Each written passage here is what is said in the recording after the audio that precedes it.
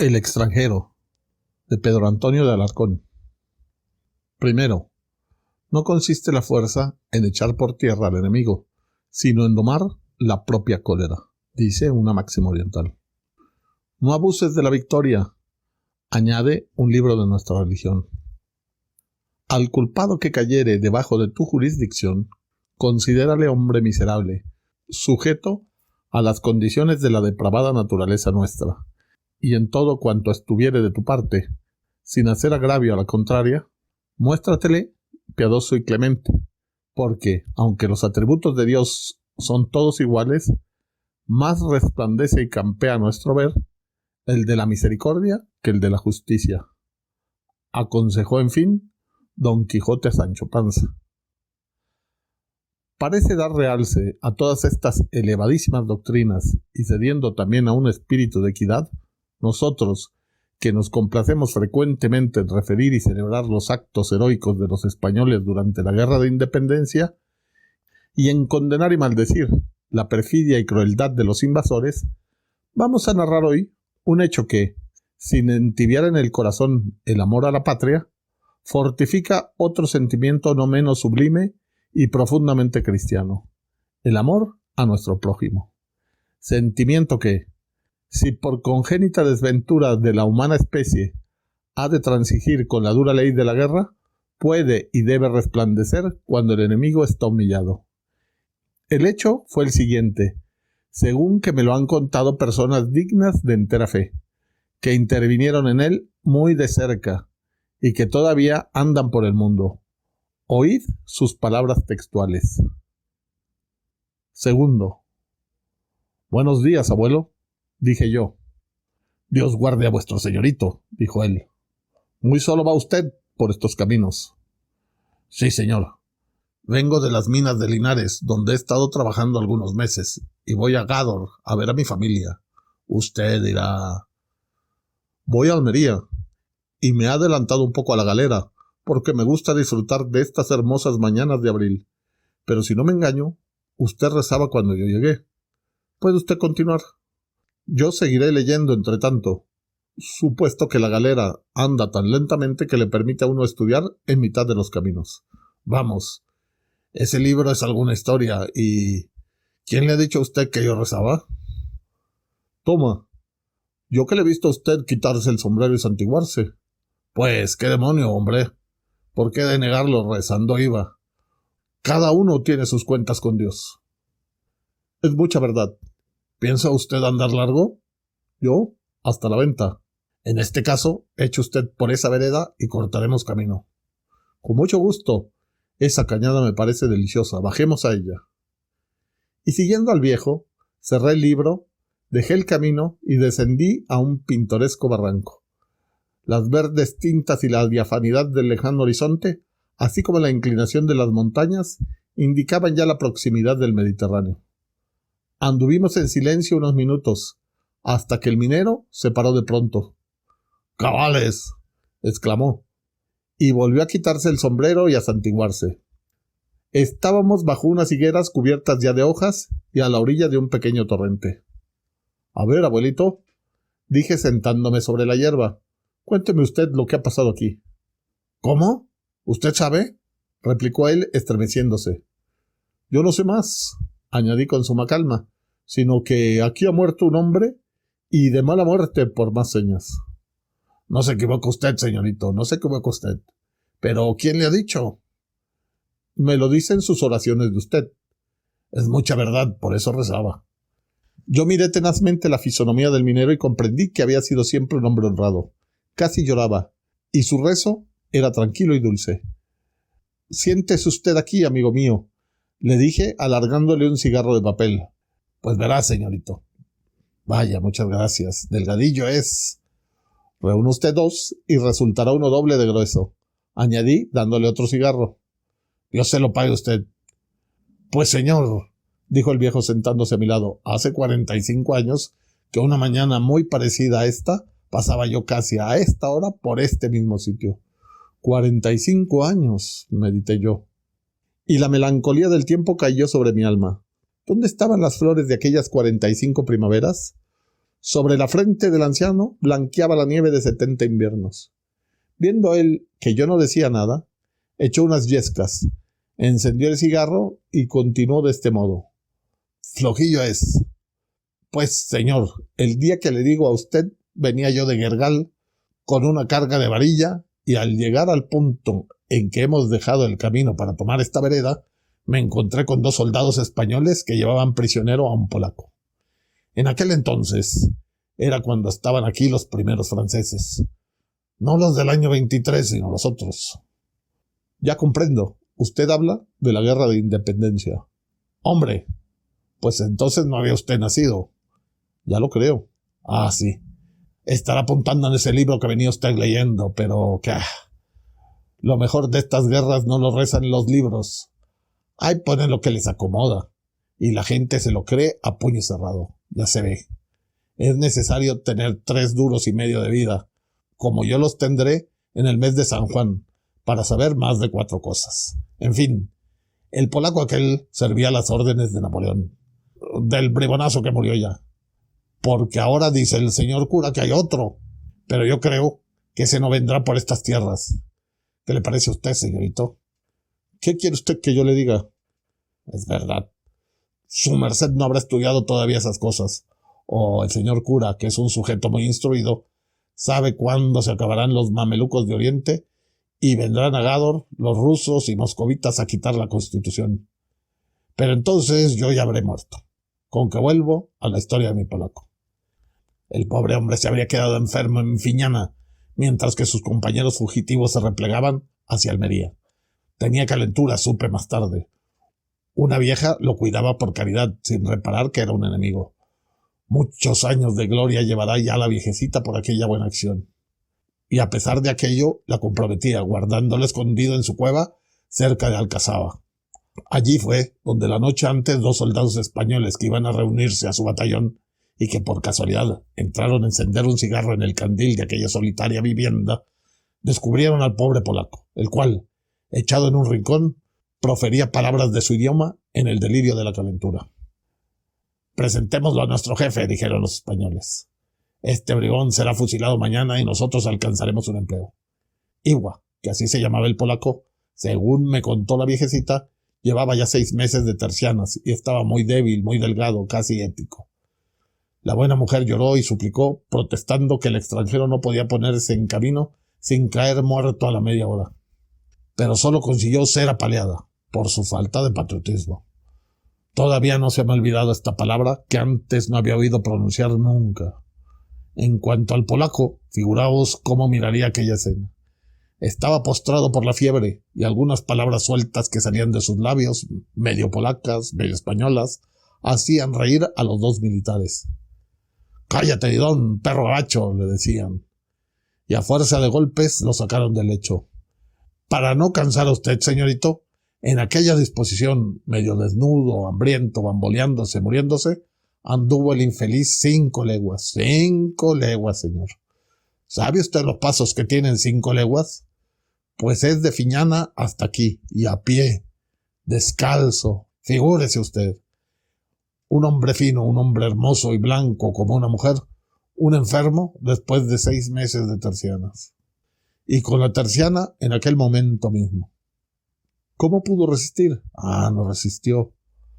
Pero, ¿cómo anduvo 5 leguas? ¡Toma! A fuerza de bayontazos. Prosigue usted, abuelo, prosigue usted. Yo venía por este barranco, como tengo de costumbre, para ahorrar terreno, y ellos iban para allá arriba por el camino. Detúveme, pues, aquí mismo, a fin de observar el remate de aquella escena, mientras picaba un cigarro negro que me habían dado en las minas. Iwa jadeaba como un perro rabiar. Venía con la cabeza descubierta, amarillo como un desenterrado, con 2 rosetas encarnadas en lo alto de las mejillas y con los ojos llameantes pero caídos. Hecho, en fin, un Cristo en la calle de la amargura. «Mi querer morir, matar a mí, por favor», balbuceaba el extranjero con las manos cruzadas. Los españoles se reían de aquellos disparates y le llamaban franchute, didón y otras cosas. Dobláronse al fin las piernas de Iwa y cayó redondo al cielo. Yo respiré porque creí que el pobre había dado el alma a Dios. pero un pinchazo que recibió en el hombro le hizo erguirse de nuevo. Entonces se acercó a este barranco para precipitarse y morir. Al impedirlo los soldados, pues no les acomodaba que muriera su prisionero, me vieron aquí con mi mulo, que, como he dicho, estaba cargado de barrilla. Camarada, me dijeron, apuntándome con los fusiles, suba usted ese mulo. Yo obedecí sin rechistar, creyendo hacer un favor al extranjero. ¿Dónde va usted?, me preguntaron cuando hube subido. Voy a Almería, les respondí. Y eso que ustedes están haciendo es una inhumanidad. Fuera sermones, gritó uno de los verdugos. Un arriero afrancesado, dijo el otro. Charla mucho y verás lo que te sucede. La culata del fusil cayó sobre mi pecho. Era la primera vez que me pegaba un hombre, además de mi padre. No irritar, no incomodar, exclamó el polaco haciéndose a mis pies, pues había caído de nuevo en tierra. Descarga la barrilla, me dijeron los soldados. ¿Para qué? Para montar en el mulo a este judío. Eso es otra cosa, lo haré con mucho gusto, dije, y me puse a descargar. No, exclamó Iwa. Tú dejar que me maten. Yo no quiero que te maten, desgraciado, exclamé, estrechando las ardientes manos del joven. Pero mí sí querer. Matar tú, a mí, por Dios. ¿Quieres que yo te mate? Sí, hombre bueno, sufrir mucho. Mis ojos se llenaron de lágrimas. Volvíme a los soldados y les dije con tono de voz que hubiera conmovido una piedra. Españoles, compatriotas hermanos, otro español, que ama tanto como el que más a nuestra patria, es quien os suplica, dejadme solo con este hombre. No digo que es afrancesado, exclamó uno de ellos. Arriero del diablo, dijo el otro, cuidado con lo que dices, mira que te rompo la crisma.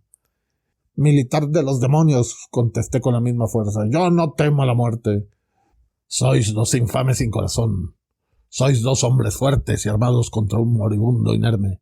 Sois unos cobardes. Dadme uno de esos fusiles y pelearé con vosotros hasta mataros o morir. Pero dejad a este pobre enfermo que no puede defenderse. ¡Ay! Continué viendo que uno de ellos tigres se ruborizaba. Si como yo tuvieseis hijos, si pensarais que tal vez mañana se verán en la tierra de este infeliz en la misma situación que él, solos, moribundos, lejos de sus padres, si reflexionarais en que este polaco no sabe siquiera lo que hace en España, en que será un quinto robado a su familia para servir a la ambición de un rey, ¿qué diablo? Vosotros lo perdonaríais. Sí, porque vosotros sois hombres antes que españoles, y este polaco es un hombre, un hermano vuestro. ¿Qué ganará España con la muerte de un tercianario? Batíos hasta morir con todos los granaderos de Napoleón, pero que sea en el campo de batalla. Y perdonad al débil. Sed generosos con el vencido, sed cristianos, no seáis verdugos. Basta de letanías, dijo el que siempre había llevado la iniciativa de la crueldad, el que hacía andar a igual fuerza de bayonetazos, el que quería comprar un empleo al precio de un cadáver. Compañero, ¿qué hacemos?, preguntó el otro, medio conmovido por mis palabras. Es muy sencillo, repuso el primero. Mira. Y sin darme tiempo, no digo de evitar, sino de prever sus movimientos, descerrajó un tiro sobre el corazón del polaco. Iwa me miró con ternura, no sé si antes o después de morir. Aquella mirada me prometió el cielo, donde acaso estaba ya el mártir. Enseguida, los soldados me dieron una paliza con las baquetas de los fusiles. El que había matado al extranjero le cortó la oreja, que guardó en el bolsillo. Era la credencial del empleo que deseaba. Después desnudó a Iwa y le robó hasta cierto medallón con un retrato de mujer o de santa que llevaba en el cuello. Entonces se alejaron hacia Almería. Yo enterré a Iwa en este barranco, ahí donde está usted sentado, y me volví a Gerjal, porque conocí que estaba malo. Y en efecto, aquel lance me costó una terrible enfermedad que me puso a las puertas de la muerte. ¿Y no volvió usted a ver a aquellos soldados? ¿No sabe cómo se llamaban? No, señor. Pero por las señas que me dio más tarde la viejecita que cuidó al polaco, supe que uno de los dos españoles tenía el apodo de Risas, y que aquel era justamente el que había matado y robado al pobre extranjero. En esto nos alcanzó la galera, el viejo y yo subimos al camino, nos apretamos la mano y nos despedimos muy contentos el uno del otro. Habíamos llorado juntos. Tercero. 3 noches después, tomábamos el café varios amigos en el precioso casino de Almería. Cerca de nosotros y alrededor de otra mesa se hallaban 2 viejos militares retirados, comandante el uno y coronel el otro, según dijo alguno que los conocía. A pesar nuestro, oíamos su conversación, pues hablaban tan alto como suelen los que han mandado mucho. De pronto, hirió mis oídos y llamó mi atención esta frase del coronel. «El pobre Risas». «Risas», exclamé para mí, y me puse a escuchar de intento. «El pobre Risas», decía el coronel, «fue hecho prisionero por los franceses cuando tomaron a Málaga y de depósito en depósito fue a parar nada menos que a Suecia, donde yo estaba también cautivo, como todos los que no pudimos escaparnos con el marqués de la Romana. Allí lo conocí, porque intimó con Juan, mi asistente de toda la vida o de toda mi carrera. Y cuando Napoleón tuvo la crueldad de llevar a Rusia, formando parte de su gran ejército, a todos los españoles que estábamos prisioneros en su poder, tomé a ordenanzas a Risas. Entonces me enteré de que tenía un miedo cerval a los polacos, o un terror supersticioso a Polonia, pues no hacía más que preguntarnos a Juan y a mí si tendríamos que pasar por aquella tierra para ir a Rusia, estremeciéndose a la idea de que tal llegase a acontecer. Indudablemente a aquel hombre cuya cabeza no estaba muy firme, por lo mucho que había abusado de las bebidas espirituosas, pero que en los demás era un buen soldado y un mediano cocinero, le había ocurrido algo grave con algún polaco, ora en la guerra de España, ora en su larga peregrinación por otras naciones. Llegados a Varsovia, donde nos detuvimos algunos días, Risas se puso gravemente enfermo, de fiebre cerebral, por resultas del terror pánico que le había cometido desde que entramos en tierra polonesa, y yo, que le tenía ya cierto cariño, no quise dejarlo ahí solo cuando recibimos la orden de marcha, sino que conseguí de mis jefes que Juan se quedase en Varsovia cuidándolo, sin perjuicio de que, resuelta aquella crisis de un modo o de otro, saliese luego en mi busca con algún convoy de equipajes y víveres, de los muchos que seguirían a la nube de gente en que mi regimiento figuraba a vanguardia.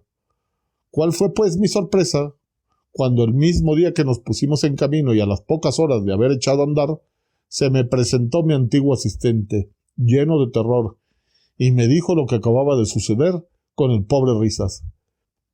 Dígole a usted que el caso es de lo más singular y estupendo que haya ocurrido nunca. Óigame y verá si hay motivo o no para que yo haya olvidado esta historia en 42 años. Juan había buscado un buen alojamiento para cuidar a Risas, en casa de cierta labradora viuda, con 3 hijas casaderas, que desde que llegamos a Varsovia los españoles, no había dejado de preguntarnos a todos, por medio de intérpretes franceses, si sabíamos algo de un hijo suyo llamado Iwa, que vino a la guerra de España en 1808, y de quien hacía 3 años no tenía noticia alguna, cosa que no pasaba a las demás familias que se hallaban en idéntico caso. Como Juan era tan salamero, halló modo de consolar y esperanzar a aquella triste madre, y de aquí el que, en recompensa, ella se brindara a cuidar a Risas al verlo caer en su presencia atacado de la fiebre cerebral. Llegados a la casa de la buena mujer, y estando ésta ayudando a desnudar al enfermo, Juan la vio palidecer de pronto y apoderarse convulsivamente de cierto medallón de plata, con una efigie o retrato en miniatura, que Risas llevaba siempre al pecho, bajo la ropa, a modo de talismán o conjuro contra los polacos, por creer que representaba a una virgen o santa de aquel país. «Iwa, Iwa», gritó después la viuda, de un modo horrible, sacudiendo al enfermo, que nada entendía, aletargado como estaba por la fiebre.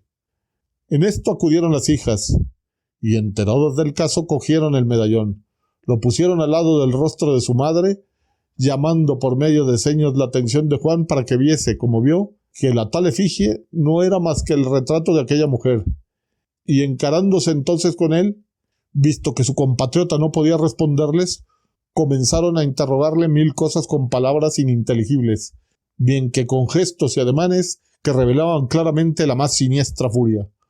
Juan se encogió de hombros, dando a entender por señas que él no sabía nada de la procedencia de aquel retrato ni conocía risas más que de muy poco tiempo. El noble semblante de mi honradísimo asistente debió de probar a aquellas 4 leonas encolerizadas que el pobre no era culpable. Además, él no llevaba el medallón. Al otro, al pobre Risas, lo mataron a golpes y lo hicieron pedazos con las uñas. Es cuanto sé con relación a este drama, pues nunca he podido averiguar por qué tenía Risas aquel retrato. Permítame usted que se lo cuente yo, dije sin poder contenerme, y acercándome a la mesa del coronel y del comandante, después de ser presentado a ellos por mis amigos, les referí a todos la espantosa narración del minero. Luego que concluí, el comandante, hombre de más de 70 años, exclamó con la fe sencilla del antiguo militar, con el arranque de un buen español y con toda la autoridad de sus canas: «Vive Dios, señores, que en todo eso hay algo más que una casualidad». Pedro Antonio de Alarcón nació en Guadix, España, en 1833 y murió en Madrid en 1891.